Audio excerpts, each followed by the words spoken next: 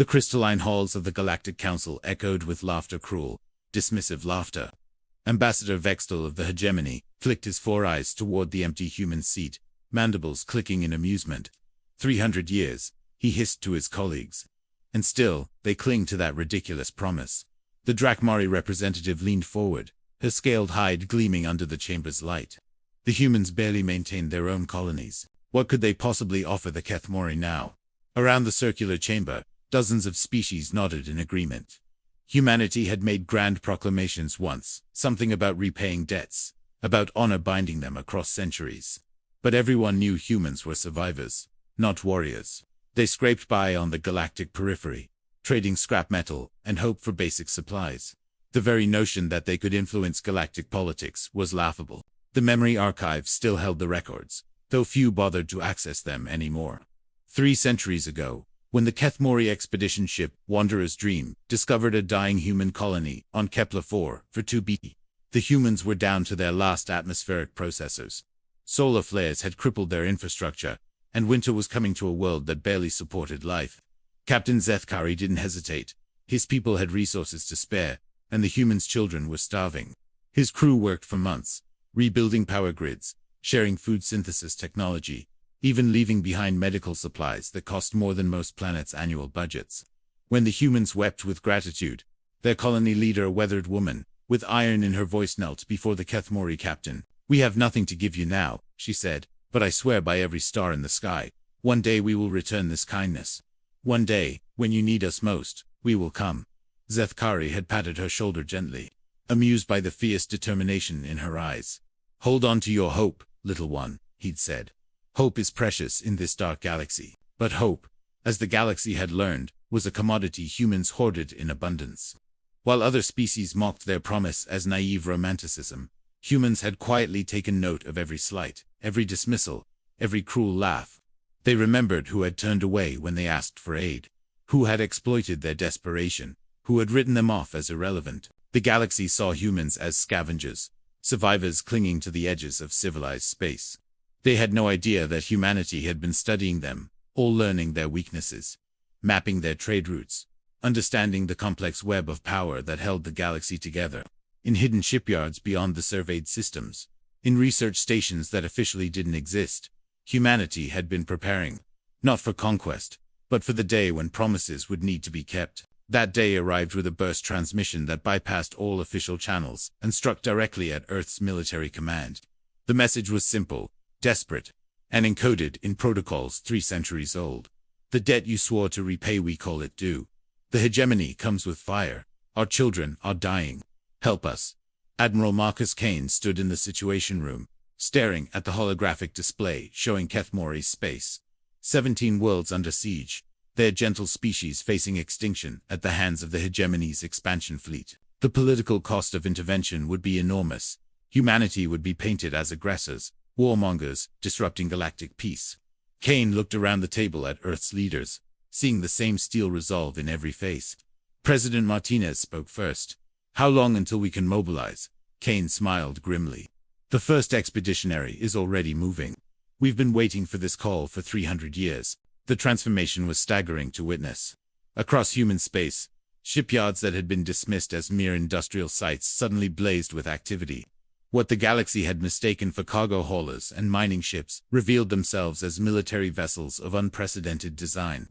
From Luna's hidden docks emerged the Terra's Wrath, a dreadnought that dwarfed anything in the known fleet registries. From Titan's ice came swarms of fighters whose energy signatures were completely unknown to galactic databases. The asteroid belt itself seemed to come alive as thousands of ships that had been hiding in plain sight powered up their drives. Alien intelligence networks went into overdrive, their agents desperately trying to count the vessels streaming toward the galactic core. The numbers made no sense. Humanity appeared to have a fleet larger than most star nations. Yet they'd hidden it so completely that even the Hegemony spies had detected nothing. Ambassador Vextal received the first reports in his private chambers, his 4 eyes widening in disbelief. "This cannot be accurate," he hissed at his intelligence chief. "The humans have 47 registered warships, total." His aide's voice shook. "Sir, we're tracking over 3,000 vessels, and they're still emerging from sensor shadows we didn't even know existed. The first human ships dropped out of hyperspace at the edge of Keth'mori Prime's system like dark angels materializing from the void. The planet's desperate defenders, huddled in orbital stations as hegemony cruisers pounded their cities, suddenly found themselves staring at a sight that defied comprehension. The human fleet spread across the system in perfect formation, each ship positioned with mathematical precision. They didn't announce themselves with bombastic declarations or demands for surrender. They simply arrived. Captain Elena Vasquez, commanding the New Horizon, opened a channel to the Keth'mori defenders. This is the human expeditionary fleet. A debt is owed, and today it will be repaid in full. All friendly vessels, fall back to safe distance. We'll handle this. The Keth'mori captain, his voice cracking with disbelief and hope, could barely respond. Humans, you came. But there are so many of them. How can you? Elena's voice was ice-cold certainty. Captain, you saved our children once. Today we save yours. Stand aside and watch us work. The hegemony fleet outnumbered the humans 3-1. Their massive battleships bristling with weapons that had shattered a dozen star nations. Admiral Krextall, commanding from his flagship Eternal Dominion, laughed when the sensor reports reached him. One human fleet. Send a surrender demand. Perhaps we can add their ships to our collection without wasting ammunition. But as his communications officer tried to hail the human vessels, something impossible happened. The human fleet began to move in ways that violated every tactical doctrine in galactic warfare. Instead of forming a battle line, they scattered into hundreds of smaller groups, each moving on seemingly random vectors. It was tactical suicide. Divided forces would be destroyed piecemeal by concentrated hegemony firepower. Or, so Krextall thought, until his tactical display showed the truth. The humans weren't scattering at all. They were flowing around the hegemony fleet like water around stones, positioning themselves in a three-dimensional net that trapped the larger force in an impossible crossfire. Every movement was coordinated, every vector calculated to place human guns where hegemony armor was weakest. In 30 seconds, the hunters had become the hunted. The first salvo from human rail cannons arrived without warning, streams of hypervelocity, projectiles that punched through shields and armor like tissue paper. The hegemony battleship Iron Fist simply disappeared, its massive bulk vaporized by weapons that seemed to bend the laws of physics. Krextall watched in horror as his fleet's formations crumbled under fire from angles that shouldn't exist. Human ships moved like living things, dancing between his vessel's weapon arcs, while their own guns spoke with devastating precision. Each shot was perfect, each target selected for maximum tactical impact. They weren't just fighting, they were conducting a symphony of destruction, and the hegemony fleet was drowning in its music. How? Krextall whispered, watching another cruiser die. How do they move like that? His tactical officer's voice was hollow with terror. Sir, they're not using our physics. Their drives, their weapons, nothing matches known technology. It's like they'd been preparing to fight us specifically, and they had been. For 3 centuries, humanity had studied every galactic conflict, analyzed every tactical doctrine, prepared for the day when promises would be kept. On Keth'mori Prime's surface, the real horror began. Human dropships descended through the chaos of orbital battle like falling stars, their hulls scarred but intact. The hegemony ground forces, brutal occupiers who had crushed resistance on 17 worlds, watched in confusion as strange, silent vessels touched down in the ruins of Keth'mori cities. From their bellies poured soldiers unlike any the galaxy had seen, humans in adaptive armor that shifted color and texture with each step, carrying weapons that seemed to anticipate their targets.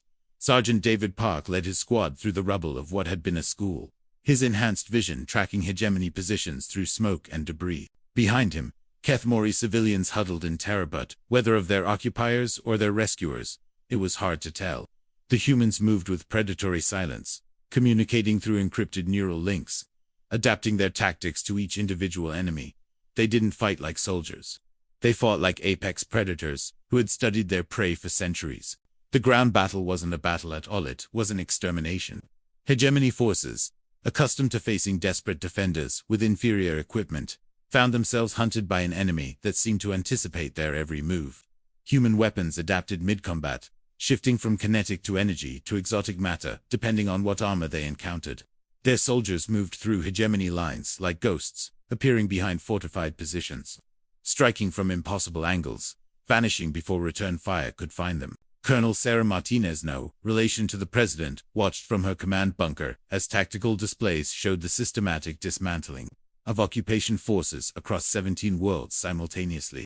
Each engagement was textbook perfect, each victory achieved with minimal human casualties, but devastating effectiveness. They're not fighting like newcomers, her aide observed, watching hegemony positions disappear from the map. They're fighting like they wrote the book on galactic warfare. Martinez smiled grimly. That's because they did. We all did. 300 years of homework pays off. The liberation of Keth'mori Prime's capital took 6 hours. When the last hegemony soldiers surrendered or fled, Captain Zethkarine, now ancient, but still alive, stumbled from the bunker where he'd spent months hiding from occupiers. The city around him was scarred, but standing, and walking through its streets were humans whose grandparents hadn't even been born. When he saved a dying colony, he found their commander in the ruins of the planetary government building. A tall woman with steel-gray eyes, who somehow looked exactly like the colony leader who'd knelt before him centuries ago. Captain Zethkari, she said formally, removing her helmet to reveal silver-streaked hair. I am General Amanda Torres, representing humanity. We have come to repay our debt. The old Keth'mori's voice broke as he replied. But the cost. So many of your people, ... double quotes. Torres shook her head. Sir, with respect, you misunderstand. This wasn't a cost. This was a privilege. Your people saved our children when no one else would. Today, we save yours. The debt is discharged. But the friendship is eternal. In the depths of space, Admiral Krextal's flagship drifted powerless, its crew in emergency suits, as life support failed. Around him, the remains of what had been the hegemony's proudest fleet spun slowly in the void, not destroyed, but disabled with surgical precision. The humans had been careful not to slaughter needlessly, instead targeting engines, weapons, and command systems. Survivors would be rescued, prisoners treated according to galactic convention. It was almost insulting in its restraint. When the human admiral's image appeared on his emergency communicator, Krextal expected mockery, threats, demands for unconditional surrender. Instead, Admiral Kane simply said, the Keth'mori are under human protection now. Withdraw from their space, and this matter is closed. Continue hostilities, and you will learn why humanity spent 3 centuries preparing for war. Krextal's voice cracked. What are you people? Kane's smile was colder than space itself. We're the species that pays its debts in full. Admiral, be grateful, you owed us nothing. The news spread across the galaxy at the speed of quantum communications. The hegemony's advanced fleet, the force that had conquered 17 systems in 2 years, had been utterly destroyed by a human task force in less than a day. The implications hit the galactic community like a shockwave. Species that had dismissed humanity as irrelevant suddenly found themselves recalculating every interaction they'd ever had with Earth. Ancient archives were pulled from storage, diplomatic communications reanalyzed, trade agreements scrutinized for hidden meanings. The humans had been taking notes for 3 centuries, cataloging every kindness and every slight with perfect memory. On Keth'mori Prime, the scaled ambassador, who had mocked human weakness, now paced her chambers in terror. Her species had refused aid to human colonies during the plague years, claiming it would set dangerous precedents. What precedent was humanity setting now? The emergency session of the Galactic Council convened in chaos, with representatives from dozens of species demanding answers that no one possessed. Ambassador Vextel found himself facing the very human delegate he'd mocked months before, a quiet woman named Dr. Emily Chen, who'd sat through countless sessions without speaking. Now she stood at the central podium, her voice carrying to every corner of the vast chamber. Honored delegates, humanity wishes to address recent concerns about our military activities. The chamber fell silent. 300 years ago, the Keth'mori saved human children from starvation. Yesterday, we returned the favor. This is how humans conduct diplomacy. We remember our friends, and we keep our promises. Her eyes swept across the assembled aliens. Some of you seem concerned about what this means for galactic stability. Let me be clear. Humanity has no imperial ambitions. We seek no conquests, claim no territories, demand no tribute. We simply believe that debts should be repaid and promises should be kept. The silence stretched until finally, a trembling voice called out, "But what of those who have wronged you? What of old grievances?" Dr. Chun's smile was gentle, terrible, and absolutely final. We remember those too. In the weeks that followed, the galaxy watched in fascination and terror as the human fleet simply ... vanished. The thousands of ships that had materialized from nowhere faded back into sensor shadows, disappearing into the vast emptiness between stars. Trade resumed, diplomatic channels reopened, and life returned to something approaching normal. But everyone knew the truth. Now humanity had been watching, waiting, preparing for 3 centuries. In hidden shipyards and secret laboratories, they had built a military force that could challenge any power in known space. They had studied every species, learned every weakness, prepared for every contingency. And they had done it all while presenting themselves as harmless survivors on the galactic periphery. The Keth'mori thrived under their newfound security, their worlds rebuilt with human assistance that came without strings or demands for payment. They became humanity's first true allies in galactic politics, and through them, other species learned the truth about human nature. Humans really did keep their promises. They really did remember their debts, both good and ill. And they really did possess the power to reshape the galaxy if they chose to do so. The fact that they chose restraint made them more terrifying, not less. Ambassador Vexthal, his 4 eyes constantly scanning the shadows now, filed his final report to the Hegemony High Command before requesting a transfer to the furthest reaches of unexplored space. His words would become legend among those who studied humanity. We made a fundamental error in our assessment of the human species. We assumed that because they did not display their strength openly, they possessed no strength at all. We confused patience with weakness, preparation with passivity, mercy with inability. The humans spent 3 centuries watching us, learning our ways, understanding our weaknesses. When they finally revealed themselves, it was not with conquest in mind, but with the simple desire to repay an old debt. They have shown us the difference between a species that fights for territory and one that fights for principle. We would do well to ensure we never owe them anything good or ill. In the quiet corridors of Earth's diplomatic services, Dr. Emily Chen filed her own report, one that would remain classified for generations. Operation Debt Repaid concluded successfully. Keth'mori space secure. Hegemony expansion halted. Galactic balance maintained. Recommend continued monitoring of interspecies relations. Note: 17 species have formally requested mutual defense pacts since the operation. 34 others have inquired about humanitarian aid programs. The galaxy is beginning to understand that humanity's greatest weapon is not our ships or guns, but our memory. We remember every kindness. We remember every slight. And when the time comes to balance the books, we always pay in full. She paused, looking out at the stars. The galaxy trembles, not because we are conquerors, but because we are accountants. The ledger of interstellar relations is far from balanced. The story of humanity's intervention at Keth'mori Prime would be told and retold across the galaxy for generations to come, growing with each telling until it became legend.